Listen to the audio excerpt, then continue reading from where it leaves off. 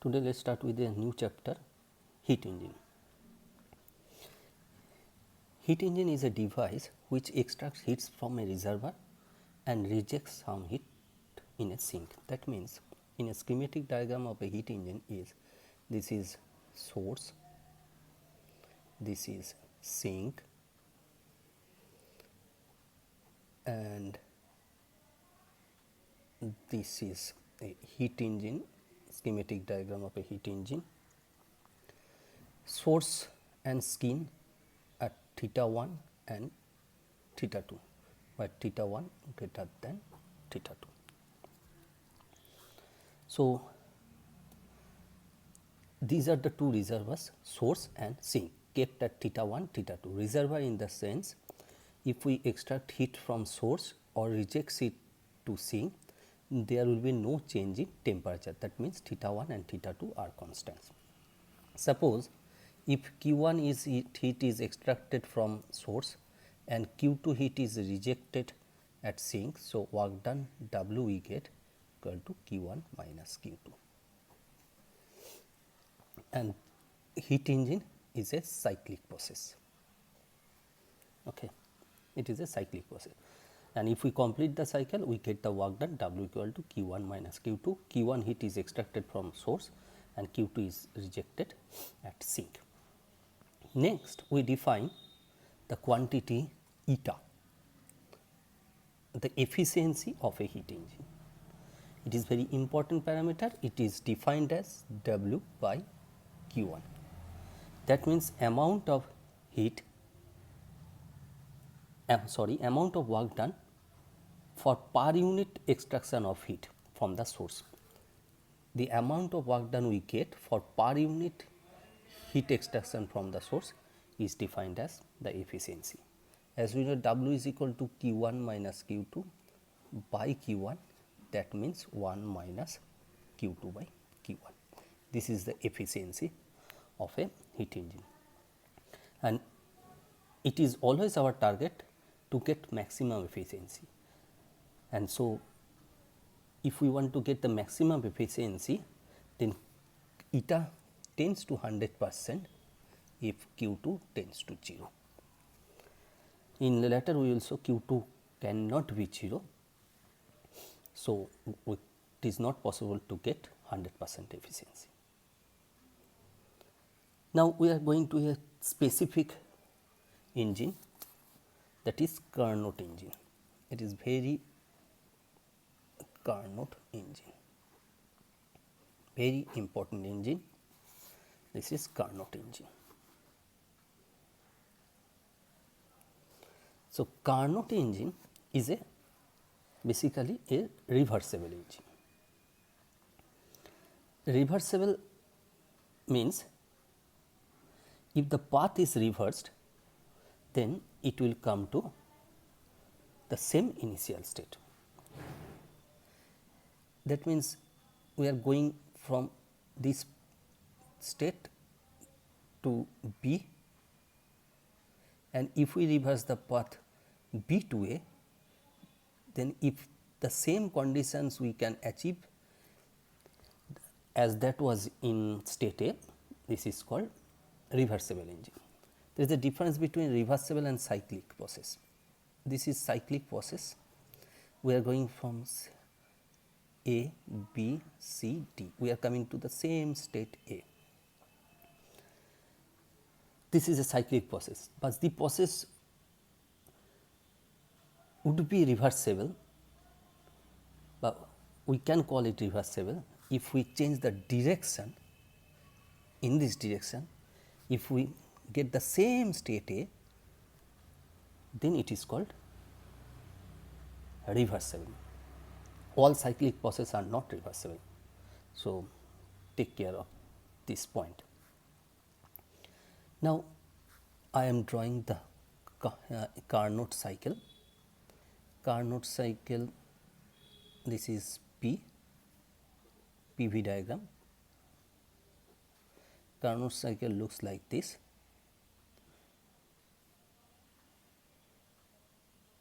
Okay. This is the direction of the cyclic process A, B, C, D, and next we are coming to the same initial state A, and it is a reversible cycle. Suppose this is V1, this is V2, this is V3, and this is V4.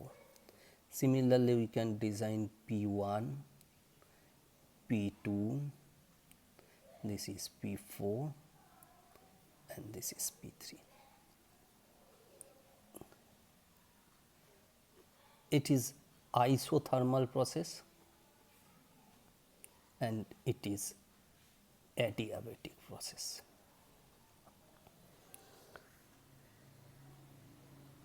And isothermal for the process AB, theta 1 and theta 2. So, we are concentrating on the different paths. First, we consider the path AB. For the path AB, it is isothermal process, and we are expanding the volume. Volume is, there is a volume expansion, so pressure decreases. So, pressure comes from P1 to P2, where P1 greater than P2, and volume increases from P1 to P2. Okay. Here there is a hot reservoir here and there is a cold reservoir here. Hot reservoir is here. So, for the process A to B, for the volume expansion and pressure decrease, we need energy, or the system need energy, and from where it will get the energy? It will extract heat from the hot reservoir. So, Q1, suppose QH amount of it is extracted from hot reservoir. Here I am repeating, in the AB process it is operated in the isothermal process. So, for volume expansion the system needs energy, so it will collect energy from the hot reservoir. So, we consider QH amount of it is extracted from hot reservoir during the process AB. Now, we are coming to the process BC. BC, this is isothermal and this is adiabatic process. So, there is no heat exchange between system and surroundings for the process BC, but here the volume expansion took place. So, pressure decreases from P2 to P3 and volume expands from V2 to V3. So, what will happen? For volume expansion, again it will need energy.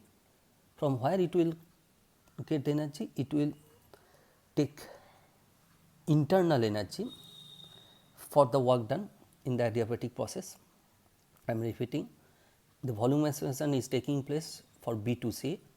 So, for the system needs energy, but there is no heat exchange between system and surroundings. So, from where it will get energy? It will take heat from the internal energy.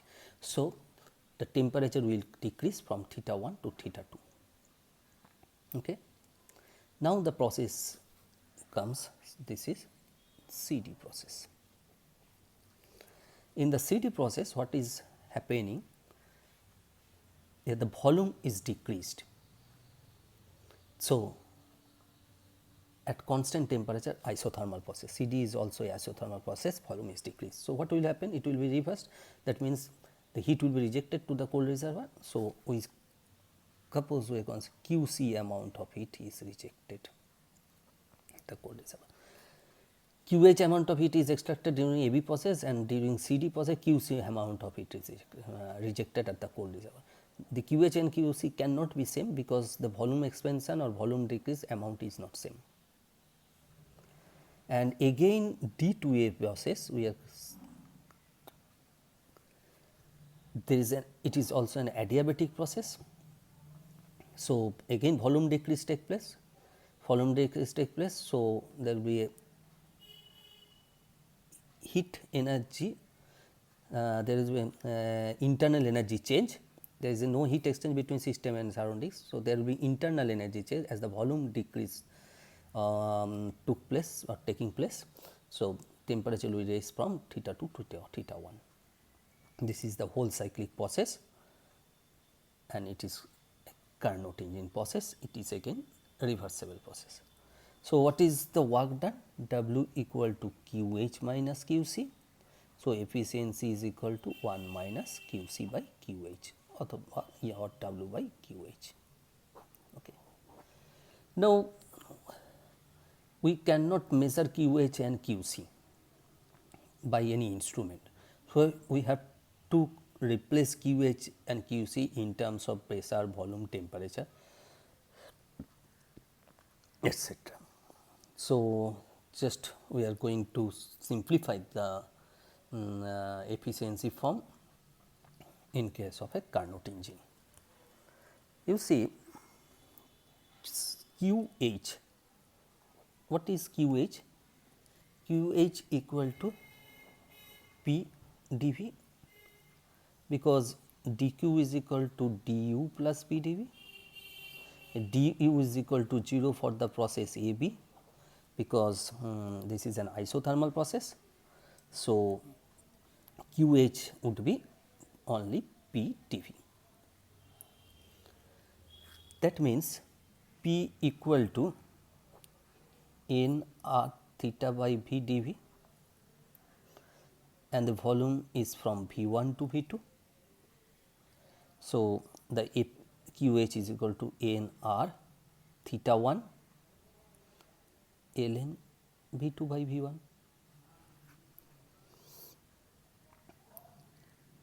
Similarly, QC equal to P dV and volume from V4 to V3. Here the limit is from V4 to V3. You see, this is process from C to D. We are not taking the limit V3 to V4, instead that V4 to V3. Why? Because we have already considered heat is rejected, and for that reason we have considered W equal to QH minus QC. A minus term signifies that heat is rejected. So, we have already considered QC is a negative quantity. So, here the term would be a positive quantity, and that is why it is the limit has been changed from V3 to V4, and that means n r theta to ln V3 by V4. This is QH and QC. So, the efficiency becomes eta equal to 1 minus QC by QH. That means 1 minus theta 2 by theta 1 ln V3 by V4 by ln V2 by V1. This is QC and this is QH. So, taking the ratio and we are getting eta is equal to, but actually V1, V2, V3, V4 it is very difficult to measure. So, we are again simplifying the form in this way. For BC process, that means BC, this is adiabatic process, and we can write theta 1 V2 to the power gamma minus 1 is equal to theta 3 V3 to the power gamma minus 1 as theta V to the power gamma minus 1 as theta V to the power gamma minus 1 is equal to constant for adiabatic process, as you know, and it has been proved in the previous lecture. For DA process, we can write theta 1 V1 to the power gamma minus 1 equal to theta 2 V4 to the power gamma minus 1. This is equation 1 and this is equation 2. So, 1 by 2 we are getting V2 by V1 to the power gamma minus 1 is equal to V3 by V4 to the power gamma minus 1. This is the ratio, theta 1 cancel, theta 2 cancel. So, V2 by V1 equal to V3 by V4. So, ln V2 by V1 equal to ln V3 by V4. So, these two terms cancel. So, eta becomes 1 minus theta 2 by theta 1, where theta 2 is greater than theta 1. So, to calculate the value of eta, we have to know the temperature of the sink and temperature of the source. Suppose if the question comes, write down the efficiency of eta. If you write only theta is equal to 1 minus theta 2 term eta 1, you will not get the full marks. You have to write theta 2 greater than theta 1.